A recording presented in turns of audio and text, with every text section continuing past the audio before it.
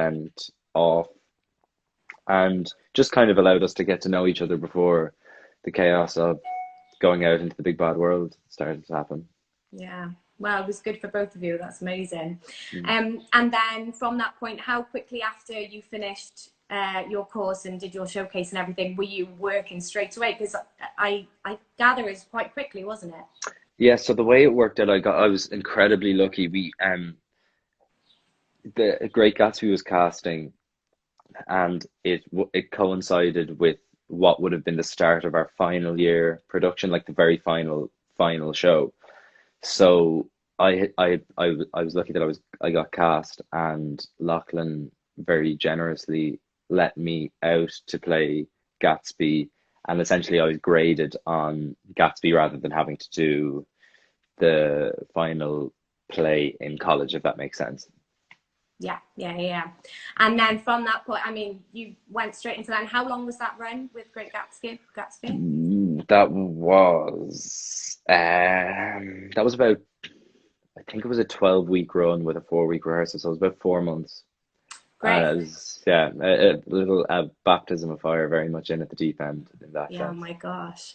And from that point, I mean, it looks like you worked really consistently on consecutive projects in theatre in Dublin and then in London as well. Hmm. So you've been working for quite a while, and obviously now is, you know, you're on our screens and people know you a lot more. So how is that? I mean, when did normal people actually get released onto iPlayer?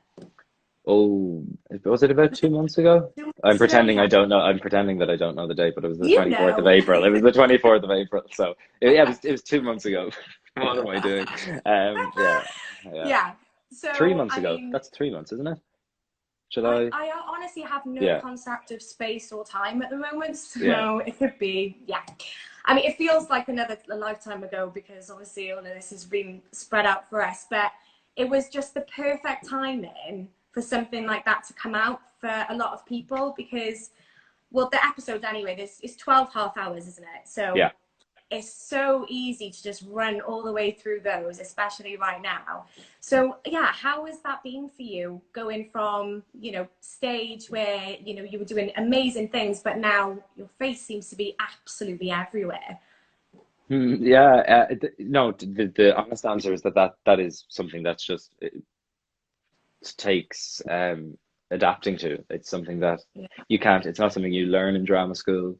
I have amazing friends both in the acting community and outside of it, and a family that keeps me, I think, grounded. And I don't know. And then professionally, I think I've always kind of felt, or it's my opinion, that acting on stage and screen, the principles are still the same.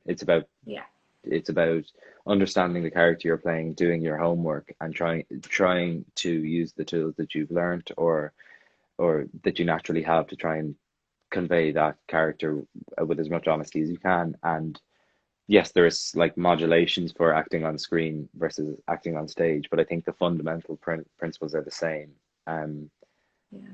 so I tried to hold on to that because I felt like if I had gone into normal people feeling like I had to totally change the way I acted on stage, I would have blown up. Like I would have just capitulated, you know, Yeah. because I had no experience, and I think working in front of the camera. So yeah, I kind of try to hold on to that as a mantra. Yeah, exactly. And the thing is as well, obviously, when you're going through the audition process, you were brought on because of your talent.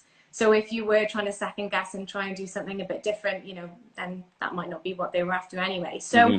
that leads me really nicely on to the audition process. I actually spoke to Louise Kiley. I love Louise. She's so great. She was so amazing. And I had just finished watching it, Hmm. the whole thing, and I was like fangirling everywhere. She's really amazing anyway, and everything else she Oh, does. But did you do that podcast with her? Did you do a podcast with her? no, I did a No. Q&A on Zoom. Gotcha. Yeah, Sorry, I yeah. listened to a podcast with her. But she's amazing, and she was talking to me about the process overall and how you guys came to be on it. But I was wondering from your side, What was that audition process like for you? Because you read for Connell quite early on, didn't you? Yeah, I read for Connell. I was doing a play at the time with actually with Frank and Aina, or Frank and Sean, and they Sean played Eric and Frank played Alan in the series. So we were all up for Connell at the time, and that was during the play that we were doing. So that was like in October, November of 2018. And then there was a quick kind of turnaround between the callback when I first met Lenny, which was amazing. And the the process of walking to that audition was far more nerve-wracking than the actual audition itself, which I think is a testament to Lenny's capacity to just make you feel totally comfortable and kind of feel like you're your best self in an audition setting. And then there was a horrendous Christmas break where you feel like the momentum is starting to gather behind you, and then everybody quite rightly goes and sees their family and enjoys Christmas. Uh, and then there was chemistry reads after Christmas. I did two sets of chemistry reads, and I was um, the only boy called back for the first one, but they hadn't offered me the part, and that was obviously an amazing phone call to get, but also a really odd position to be in because you feel like it's so close, but it's totally not yours. Do you know? It's Yeah, like I you've been do. given like a really nice coat by a friend and told that like you can only wear it, you might have it for the rest of your life, or we could just take it back straight away. Right. Terrible, terrible analogy, but awful analogy. And then they offered me the part between the first and second chemistry read. Wow. Oh my God, that's amazing. Yeah.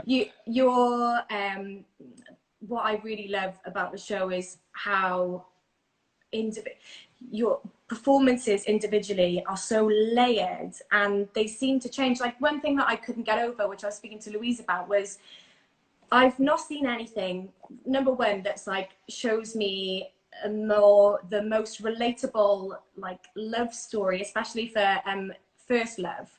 But Mhm. also watching you guys from when you're meant to be, you know, in high school through to when you're in university and just finishing university, you look so different to me. But I think it's your mannerisms and obviously the way that you're, it's just incredible the way that you evolve throughout the show. So individually you're so strong, but together it's electric and it's so beautiful. So I wanted to just ask you if you did much with Daisy in the way of obviously you have chemistry reads before, and that's where that decision was made, but did you do anything in rehearsal with Daisy where you were able to like create the bond that we see on screen? Did you spend a lot of time together rehearsing is what I'm trying to ask. Yeah, we didn't spend a huge amount of time together. We spent the guts of 2 weeks, but it wasn't actually really discussed in terms of like the production weren't like now you guys go off and spend time together and get to know each other. I think there was an understanding, and I don't know where it came from, that me and Daisy just would fundamentally get on. And I think sometimes it can be detrimental, I imagine, to kind of force chemistry onto two people when sometimes if you let things breathe and sit and just trust that these two people understand the characters from in a team perspective, in the sense that like my version of Connell totally slots into to Daisy's and vice versa, and Yeah. then ultimately it's just kind of trusting that we are good people who respect each other and who ultimately, when given the right over time, we will like be friends and pals and all of those things. And I think to answer your question properly, we didn't do kind of like exercises. We spent time with Lenny rehearsing the scenes and kind of reading the scenes. And yeah, it was a really nice, gentle time of just kind of talking and kind of creating playlists for the characters. And yeah, it just felt like, pardon the pun, it just felt like a really normal 2 weeks prior to filming. Yeah. Yeah, it's really magic, the whole Mm. thing, and from the beginning, it's crazy. I don't think I've ever seen anything like it. So yeah, it's amazing. I was listening to Daisy the other day on a podcast with Elizabeth Day. I don't know if you heard it. Oh, The yes. podcast. And she was saying, she was telling her about her ritual for watching the show. So I wanted to ask you, because she said that she shut herself away and, you know, watched it all back to back. What Hmm. was that like for you? Did you have to shut yourself away, or did you watch it like Yeah, in cribs? we got the kind of picture locks as they were coming through, because we had to sign off on like nudity and things like that, and make sure we were comfortable with it. But then when it kind of came out, I totally just locked myself into a room and kind of watched it in my own company, which was really not weirdly, I was okay with it in the context, given the fact that I'd seen it all before Yeah. in like, but it was nice to kind of sit and watch it like fully graded and just by myself, and I was able to process it. Amazing. I saw something earlier which I didn't like fully look into, that there's a two-parter coming out for something, comic relief or Comic something. relief, yeah. What is that? That's not you, is it? No, it's no. Me and Daisy are doing a sketch in support of Comic Relief Ireland. It's on RT. What a great plug, Paul! It's on RT tomorrow at, I think it starts at 9 o'clock. But I don't know. We only did one. I think there's other. Well, look, I actually don't know the ins and outs of. I know we film. I'm afraid to get in trouble. I don't know what to say. I know me and Daisy are doing a sketch, Okay, great. Um, and Lenny directed it, and Susie, who shot the first 6 episodes, shot it as well. cool. I've got an idea. If I actually find out what it is, I'll put it in the in the Great. Yeah. description Yeah. so people can have a look. Cool. So with everything that is happening, and obviously we need to be looking after ourselves in other ways at the moment, because the world Hmm. has gone well, the world is crazy.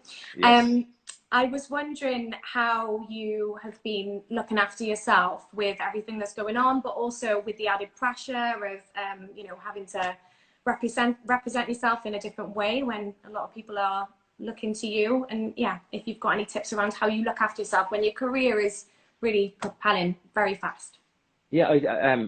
The honest answer is I don't really have a clue yet how to do it efficiently. I think it's kind of day by day. I think also when you throw lockdown into the mix and you look at the kind of the the global response to like the racism that's apparent in the world today, you're kind of throwing all these things into the mix, and you're having to, and suddenly you've this platform thrust upon you, and it's just about trying to use that as effectively as possible. And I think that's, and use it responsibly, and hold on to your kind of own personal politics within that, and kind of Yeah. not become this vehicle for the public, if that makes sense. Because like it's about like, if you're going to post something where you are aware that you have a big platform, you've got to be able to stand behind it in this day and age. And I'm Yeah. totally happy to say like that